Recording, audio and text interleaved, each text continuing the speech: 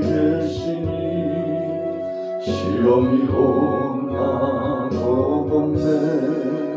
기쁨의 근원 되시는 예수를 위해 삽시다. 날마다 주를 섬기며 언제나 주를 믿고 그 사랑 안에 살면서 딴 길로 가지 맙시다. 이 세상 사는 동안에 주 이름 전파하면서 무한한 복락 주시는 예수를 위해 삽시다. 날마다 주를 섬기며 언제나 주를 믿고 그 사랑 안에 살면서 딴 길로 가지 맙시다.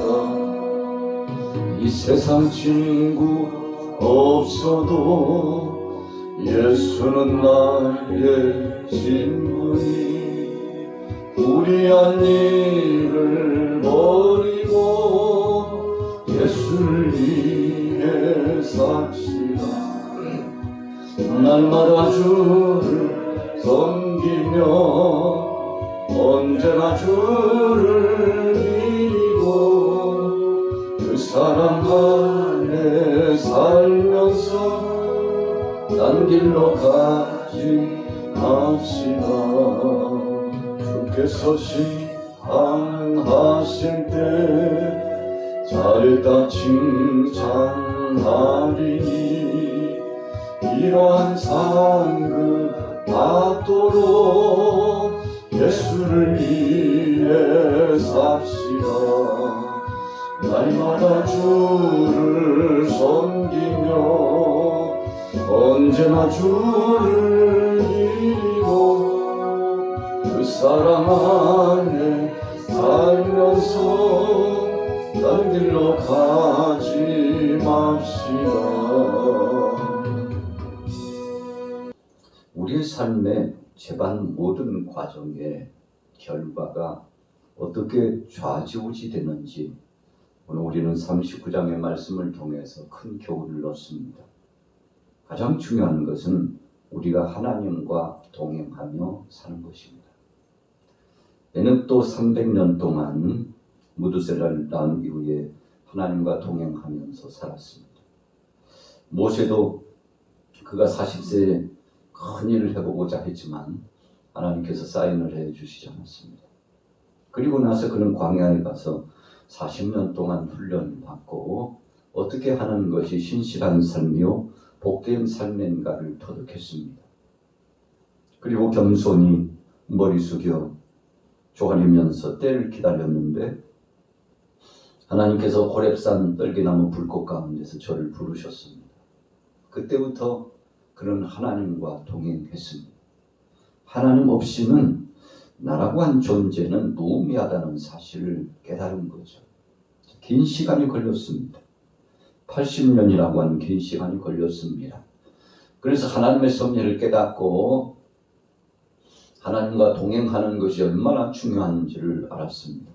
마치 목자가 양과 함께 할 때 양이 안전한 것처럼 40년 동안 목양 사역을 진행하면서 양을 치고 숫대를 치고 염소를 치고 그렇게 하면서 어떻게 하는 것이 정말 하나님과 동행이요 그리고 목자의 심정이 무엇인지 그는 낱낱이 깨닫게 되었던 것입니다. 그래서 진정한 동행에 대한 의미를 알았을 때 하나님께서 60만이나 되는 이스라엘 백성들을 지도자 모세에게 맡겨준 거죠. 위탁하신 겁니다. 하나님의 것을 대신 맡아서 일을 하는 종일 뿐입니다. 그래서 모세는 하나님의 집에 충성된 사환으로 헌신했다. 하나님이 칭찬을 해주셨죠. 모세처럼 종과 같이 사환이 되어 내 집에서 수고하고 헌신한 자가 있느냐? 모세처럼 그 성격이 온유한 자가 세상에 또 있더냐? 사실은 그렇지 않은 성격이었습니다. 참 다혈질적이고 성질 급하고 인간의 아집과 육신의 소욕이 가득 찼던 사람입니다. 그러나 그가 80여 년 동안 인생 훈련을 마친 다음에 하나님과 동행하는 비결이 무엇인가를 알고 복받는 비결이 무엇인가를 알았습니다. 언제 하나님께서 복을 주십니까? 충성할 때. 또 언제 하나님께서 은혜를 주십니까? 온유함을 간직할 때. 충성한다는 것은 자신의 자리를 이탈치 않고 끝까지 그 일을 감당한다는 것을 의미합니다. 온유하다는 것은 내 뜻이 아니라 하나님의 선하신 뜻에 나 자신을 맡긴다는 아주 중요한 의미가 있습니다. 자기 아집을 꺾어버리는 거죠. 자기 고집을 내려놓는 것입니다. 내 고집이 하나님의 뜻을 거스르면 그때부터 복은 떠나가죠. 불순종하는 자가 됩니다. 거역한 자가 됩니다.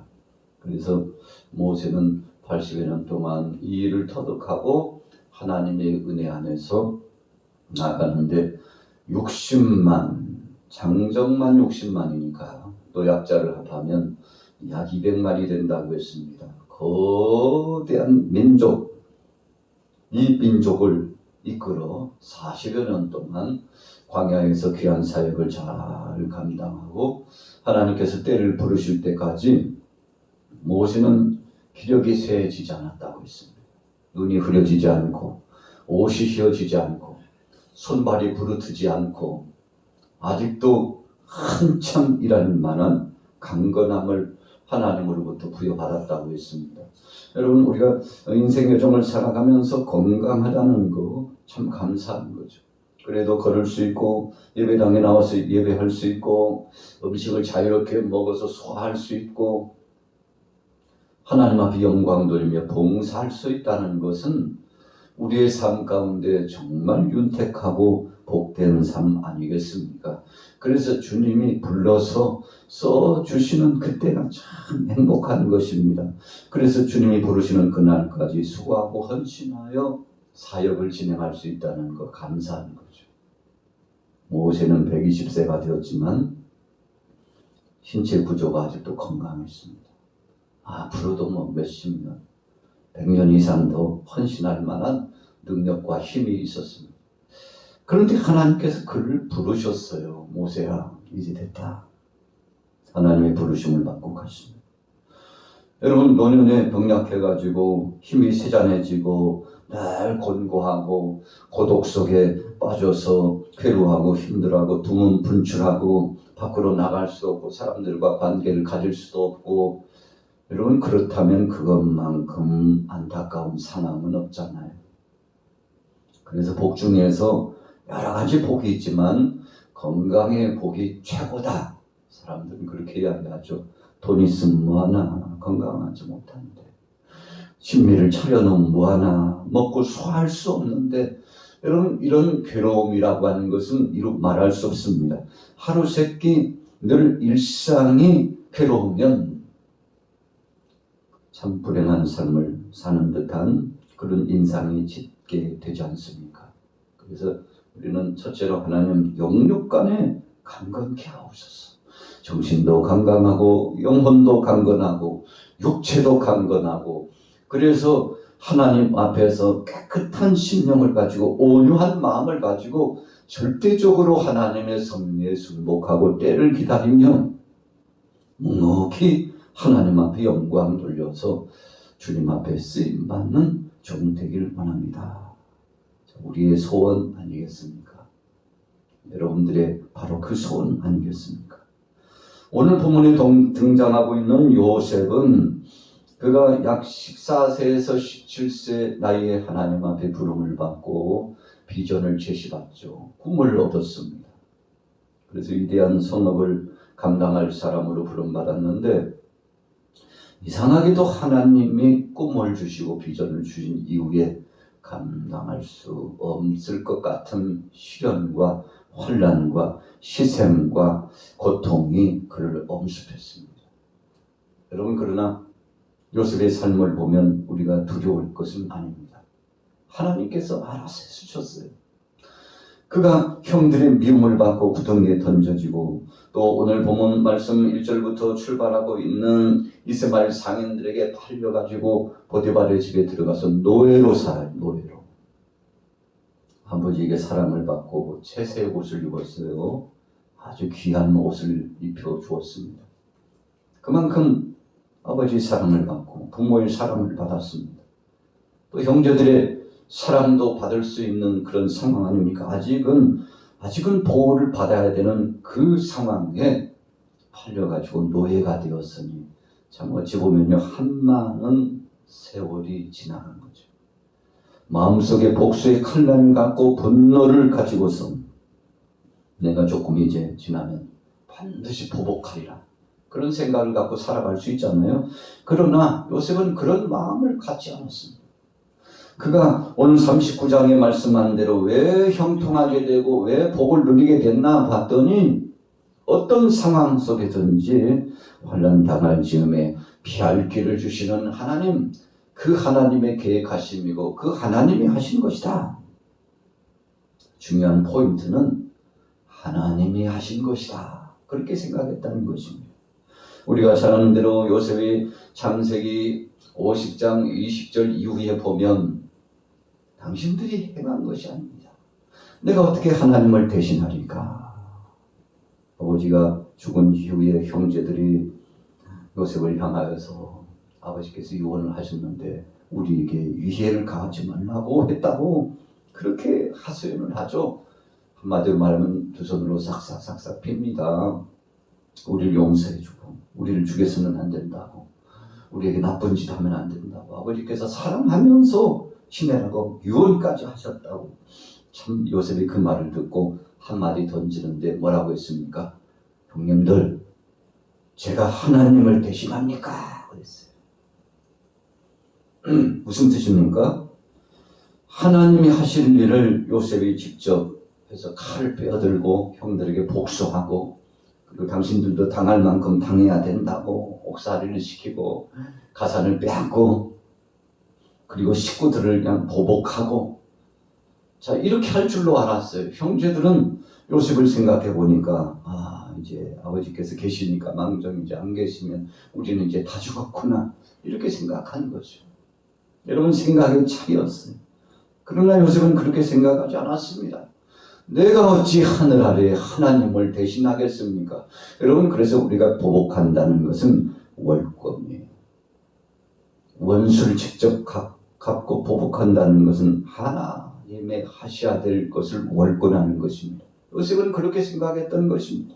형들이 그를 증오하고 미워하고 시샘했습니다. 구덩이에 던졌습니다. 죽이려고 도모했습니다. 노예로 팔았습니다. 그리고 보디발의 집에 가서도요, 그 보디발의 아내에게 누명을 시험당해가지고 정말 신실하게 정직하게 살고자 하는 것이 강간미소록이 돼가지고 옥살이를 하고, 그것도요, 참 그 주인이 요셉을 얼마나 충성되게 보았습니까? 보디발이 요셉의 말을 믿어주지도 않아요. 하루아침에 참 배신자의 삶이 돼버려가지고 옥살이를 하는데 언제 죽을 줄 모르는 상황이에요. 그러나 거기서도 요셉은 최선을 다했습니다. 누가 뭐라고 해도 하나님이 하시면 되지 그랬다는 것입니다. 그래서 그는 하나님이 하신 것이다, 나를 정금같이 단련시키기 위해서 하나님이 하신 것이다 라고 요셉은 생각했습니다. 그래서 그는 의연하게 대처할 수 있었어요. 형제들에 대한 미움도 증오도 없었습니다. 보디발에 대한 미움, 보디발의 아내에 대한 증오심도 없었습니다. 옥에 갇혔어도 누구 탓하지 않았습니다. 오히려 하나님의 어떤 섭리가 있을 것이라고 생각하고, 모든 것은 하나님의 섭리 없이 되어진 것이 없다 하고 하나님 앞에 맡기고 살아갔으니, 참 우리가 창세기를 읽다 보면 요셉의 삶, 모세의 삶, 요셉의 삶, 아브라함의 삶, 또 출애굽기에서 모세의 삶을 보면 참 대단합니다. 역시 하나님 앞에 복을 받는 사람은 다르구나, 하나님의 은혜를 경험하는 사람은 다르구나, 형통의 복을 체험하는 사람은 다르구나. 여러분 오늘 요셉이 형통한 자가 되었습니다. 왜 그랬습니까? 하나님이 하고 계신다고 생각했기 때문에 그렇습니다. 그래서 2절 말씀에 보세요. 여호와께서 요셉과 함께 하심으로 그가 형통한 자가 되어 그 주인의 애굽 사람의 집에 있으니 그의 주인이 여호와께서 그와 함께 하심을 보며 또 여호와께서 그의 범사에 형통하게 하심을 보았더라.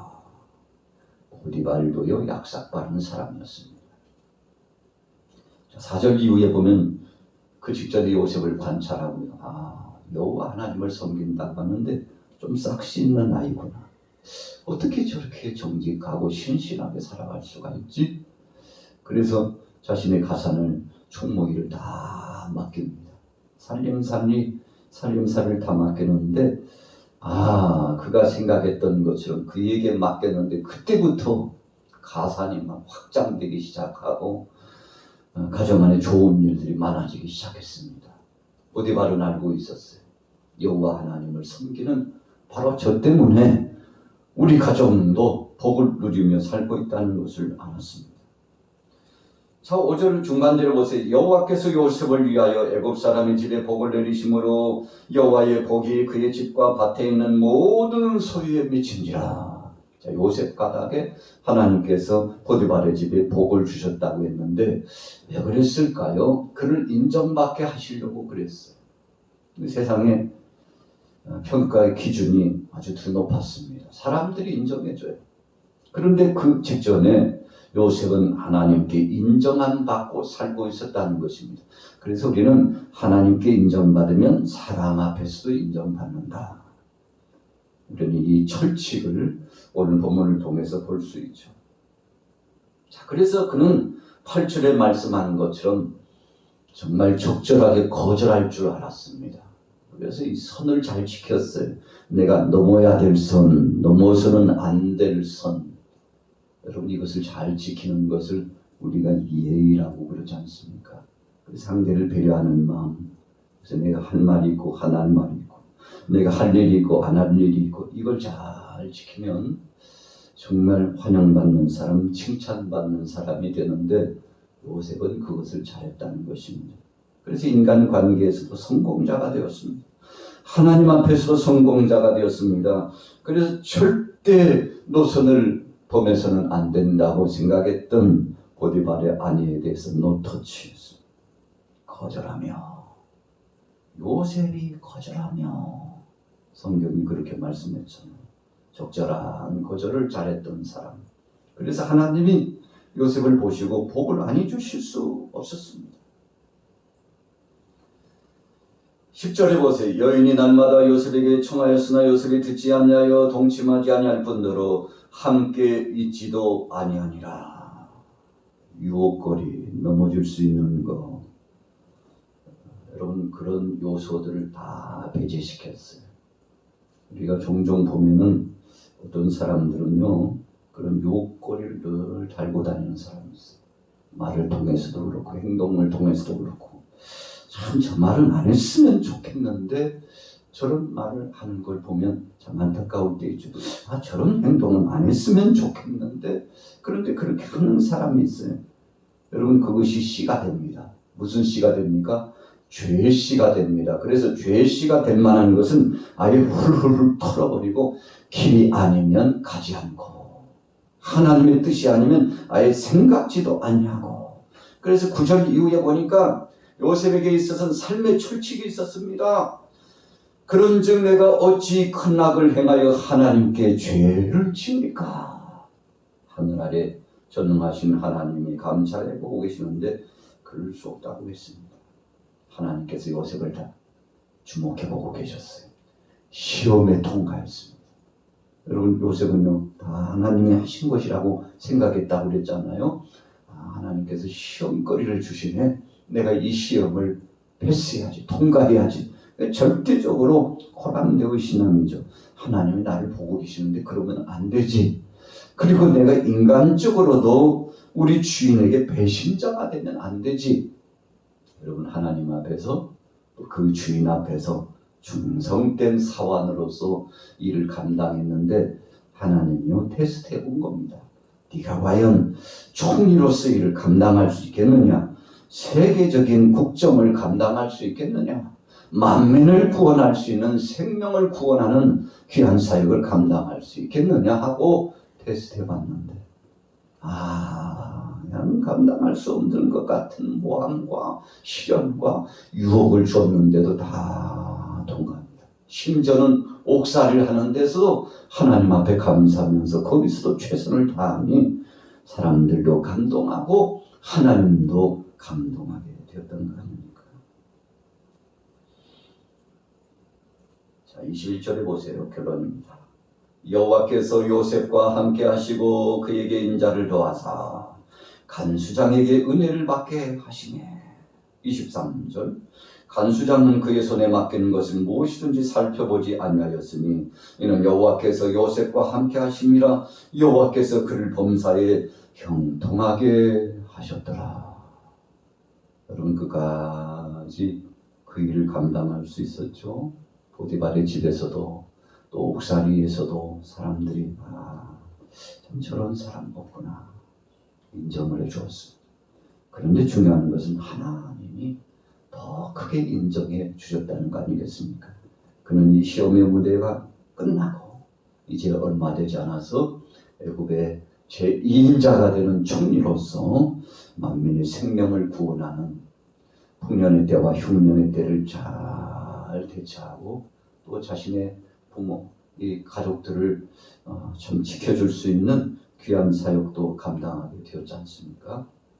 오늘 하루 동안 우리는 어떤 삶을 사시겠습니까? 요셉은 하나님과 동행자가 되었습니다.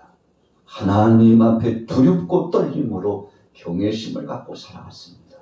그랬더니 형통한 자가 되었습니다.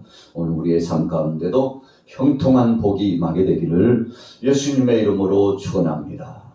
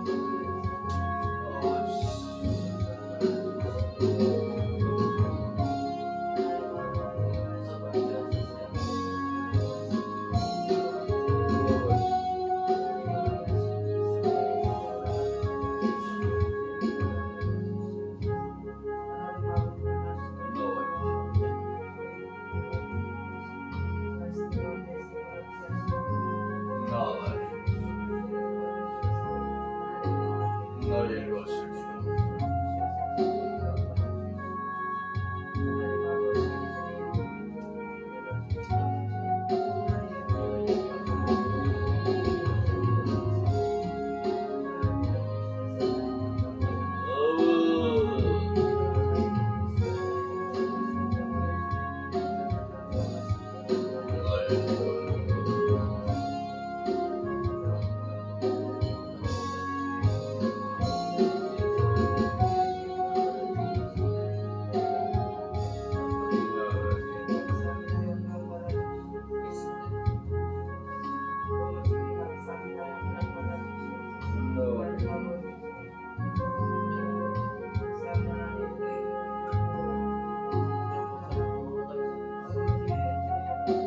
하와이